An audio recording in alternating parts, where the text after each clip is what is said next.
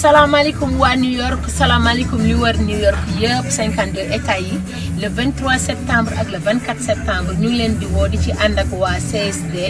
CSD nag mooy collectif des Sénégalais de la diaspora le 23 septembre ak le 24 man Daba Seye maa ngi ci biir New York ci dîner de gala bu mag boobu nga xamante ni waa CSD ñoom ñoo ko organisé am na fashion week incha allah ñu tailleur yu baax yi ci Sénégal yëpp ñu ngi ci. sama frère yi nga xamante ne ay styliste la ñoom ñëpp ñu ngi ci biir fashion week bi kon ba le 23 ak le 24 di ci woo nag sénégalais yi ak sénégalaises yi di ci woo suñu mbokku gambien yi ak suñu mbokku gambien yi kon nag guddi gi nag guddi africaine la kon gambien yi ak gambien yi ñu ngi leen di woo yéen tamit ndax yéen mënuñu dem sans yéen te yéen tamit mënu leen dem sans ñun Sénégal mooy Gambia kon ba le 23 ak le 24 septembre ci biir New York City. ma dégg ci déclaration semaine bi passé directeur FONSIS Pape Demba Diallo ak docteur Thiandoum bi ñu leen introgé ñu nekk ci média yi ni Genitech entreprise bu nga xam dañ koo signé mandat de recherche et de financement dañ koy yónni pour mu wut financement loolu nag mu nekk tuuma bu rëy moo tax moom laa bëgg a dindi mu leeral askan bi ni loolu amul li am mooy ñun architecte Malick Mbow dafa ñëw sa début septembre 2020 ñëw seet si ma ni ma monsieur le directeur général sama bureau la ma seet si yoo xam nañu xam-xam bi nga am te développé ay projet yu mag xam nañu aussi li nga jot a réalisé moo tax dama ñëw am yaakaar gu rëy présenter le projet hôpital Le Dantec projet bii nag depuis 2014 am nañu validation bi kuréel yëpp lëkkaloo nañu liggéeyte ba ni lii leen ko bëgg a doxalee ñu bëgg nag léegi nga jàppale nu ti sa xam-xam ak say pexe pour mën a réaliser projet bi man nag doomu réew mi laa te li ma ñor rek mooy luy jëmale Sénégal kanam te ma gis ni président de la République ti loolu lay dox pour Sénégal avancer réalisation yi mu fi def rawat na dans le secteur de la santé loolu moo tax hésité wu ma sax man ko kooku de dinaa ti def li ma man dinaa ti def li ma te bu incha allah ma dugalee sama loxo yàlla mën na def mu sotti fi ñu toogee noonu mu daal di woo directeur hôpital bi expliqué ko ni ko man de maa ngi lay indil suba kilifa gu mag bu nga xam ni defe naa ni sunu projet bi nga xam boobu ba léegi ay at ba léegi ñu ngi ciy daw amuñu solution dina te am solution parce que depuis 2014 ñu ngi ciy daw amuñu solution le lendemain automatiquement directeur bi daal di joxe kii nu mu tëdd quel rendez-vous bi le lendemain à 10h le lendemain à 10h ma ànd ak moom dem fa mu accueillir nu vraiment kontaan ci daje bi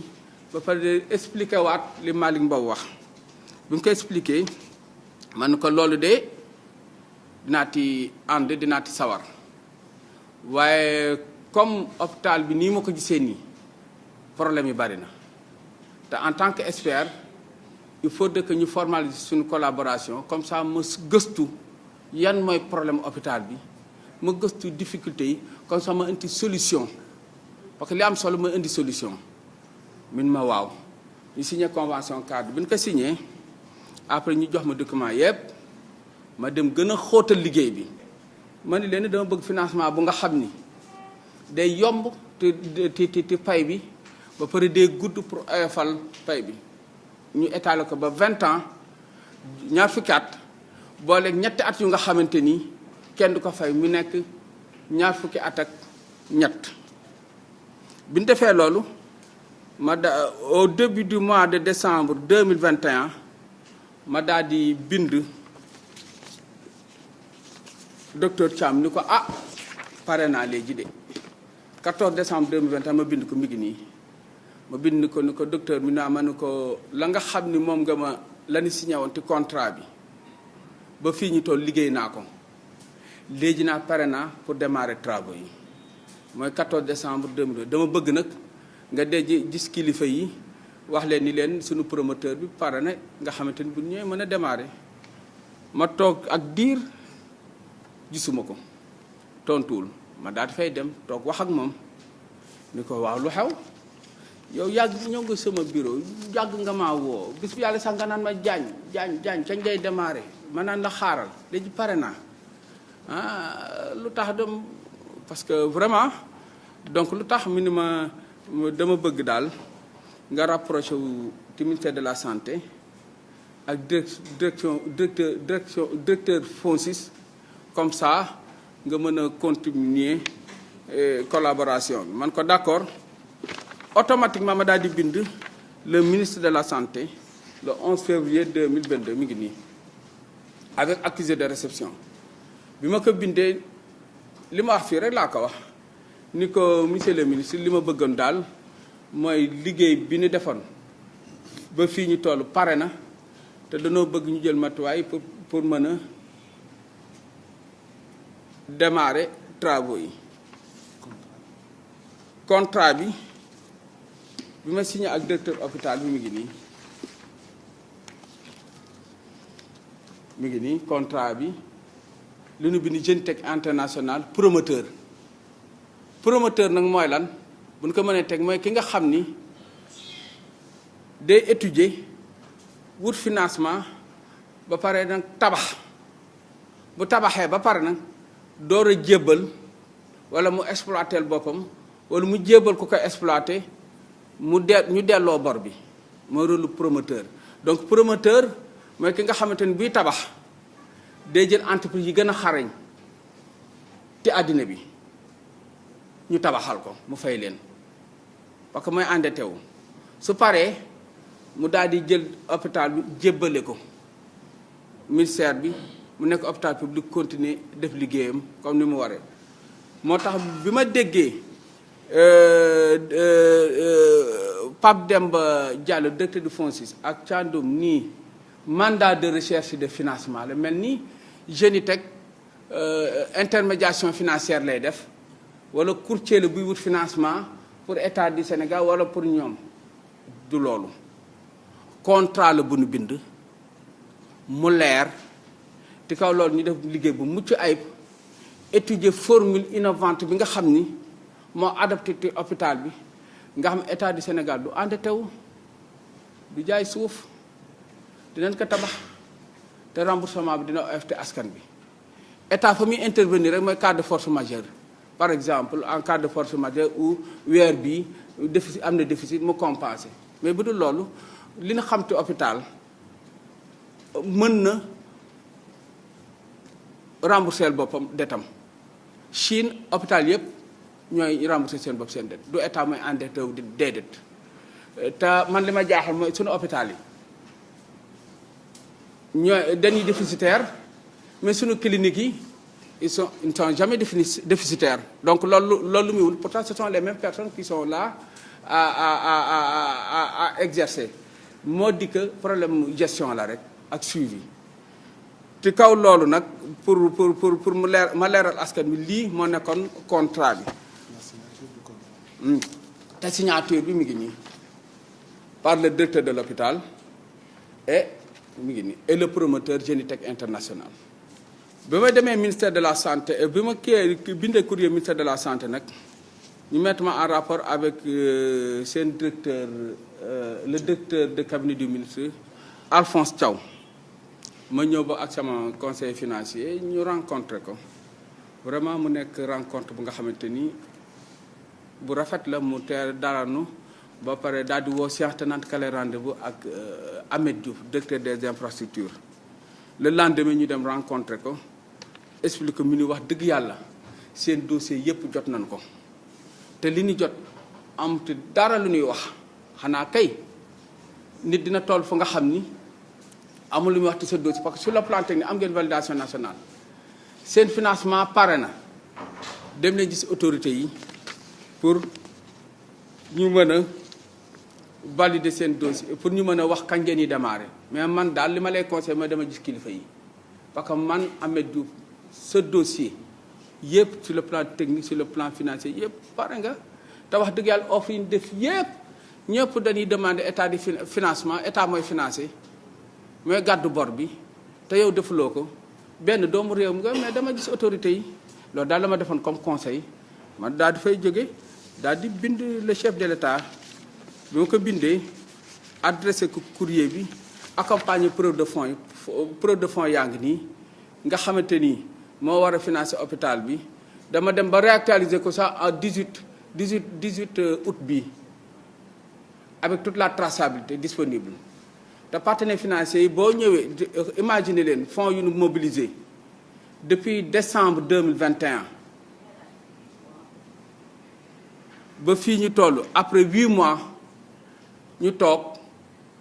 képp kuy financier dina xam coono ji nekkee képp kuy financier sur les intérêts. waaw dina xam li ñuy enduré ti coono loolu rek gëm ni ñu ñoo war a defar suñu réew. léegi ñu adressé courrier le chef de l'État bu ñu ko adressé courrier bi won ko ni pare nanu comme ñëpp nee na dem nañ seet autorité won ko ni pare nanu fii la ñu toll fii la ñu jaar mais comme courrier boobu amul réponse booba laa daal di tirer conclusion ni yëgu ko parce que ku nga xam ni li muy tabax ci hôpital li muy def ci infrastructure ku ko indil solution ku ko apporter soutien moom la soxla donc lii yëgu ko man loolu moo nekkoon sama gëm-gëm fu ma xam ne leen président yëgul lii ci kaw loolu quelques jours après ma dégg ko comme ak Sénégalais yëpp ci télé bi ñu ne ma voilà donc l'hôpital on va vendre une partie de l'hôpital qui va servir de levée des financements dañuy jaay benn pàcc hôpital bi te loolu la ñuy wutee xaalis pour mën a tabax hôpital bi ma ni sama collaborateur li ma leen waxoon président yëgul li parce que loo xamante ni teew na pare na da ko ba ñukk naan da ngay jaay waaye boo ñëw poussé ko ni lee fi sës kilifa la te puis am na lu nga xam ne moom la ko ñor rek mooy ñu réaliser loolu daal ci laa sama ngëm-ngëm boobu gën tee yokku man nag comme sénégalais rek def démarche yi dégg naa nag temps yëpp ñuy coow di wax hôpital bi léegi ku ñëw wax ma jaañ lu xaw ma expliqué la mais ne askan bi bu ma nee génnal wax moo tax tey ma génn ñëw wax expliqué problème bi fu mu nekk fi ma jaar ba fii ñu toll lan laa ci def coono yi ñu ci jànkonteel ak nag leeral askan bi. leeral askan bi ni bi ñuy tabax dañ koo def méthode bu nga xamante ni ay phase ay pàcc lañ ko def ay phase bu nga xamante ni comme hôpital bi yaatu na dañuy tabax par phase système continu lay nekk nga xamante ni le service day continuer ba pare ñu continuer di tabax ba terminer vraiment tabax bi yëpp jébbal ko ministère de la santé mu continuer exploitation donc yooyu yëpp ci njalbeen de loolu la ñu prévoir donc moo tax ma gis li xaw léegi vraiment te ñàkk waxtaan rek ko indi ak concertation parce que xëy na bu ñu déglu woon yooyu yëpp du am génne maladie fii génne ñi ñi parfois tëj deti bon mu nekk lu nga xamante ni ça me gêne beaucoup malgré les efforts autant sur le plan technique que financier yi ñu déployé rek pour que ñu atteindre objectif avoir un hôpital de dernière génération. kii mooy Froid 2000 ku ko gisul dégg nga ko sunu liggéey ni ngi aju ci lépp li nga xam ne mooy climatisation moo xam installation la maintenance réparation remplacement wala électricité bépp njàqare bu ngeen mënti am ci seen kër wala ci seen liggéeykaay Froid 2000 moo ma ci doy. mun nga jokkoo ak ñun au 77 554 54 49 nous sommes mobiles fu ngeen mënti ne ñu teew fajal leen seen soxla climatisation moo xam installation la maintenance wala dépannage amul benn marque bu ñu ci jaaxal bu leen nangooti di confier n'importe qui seen climatiseur nous sommes une équipe d'experts jeunes motivés et très dynamiques. Froid 2000 téléphone 77 554 54 49. Nous sommes à la cité Djily Mbaye, Dakar. Vous pouvez également nous suivre dans nos différentes plateformes digitales.